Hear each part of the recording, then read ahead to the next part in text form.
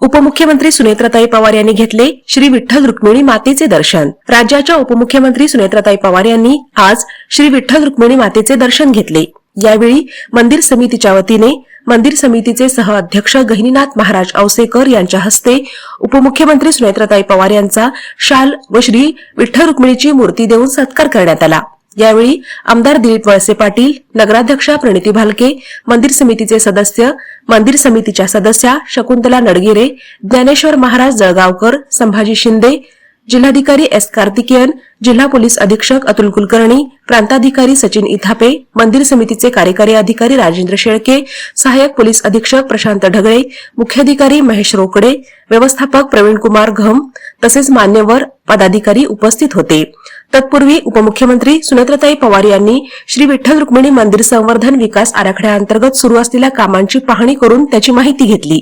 यावेळी मंदिर समितीचे सहअध्यक्ष गहिनीनाथ महाराज औसेकर यांनी मंदिर जतन व संवर्धन विकास आराखड्याअंतर्गत करण्यात येणाऱ्या कामांची माहिती घेतली।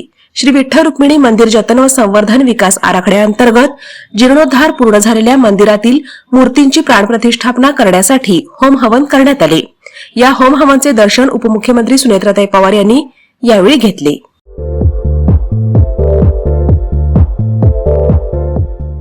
नांदेड, लातूर व धाराशिव जिल्ह्यातील टाटा मोटर्सचे अधिकृत कार डीलर पद्मजा मोटर्स आता सोलापूरमध्ये भव्य शोरूम आणि अद्ययावत वर्कशॉप, जीएसटी सूट मिळाल्याचा घ्या फायदा। नव्या शोरूम मध्ये सुरू झाली आता कार सर्व्हिस सेवा।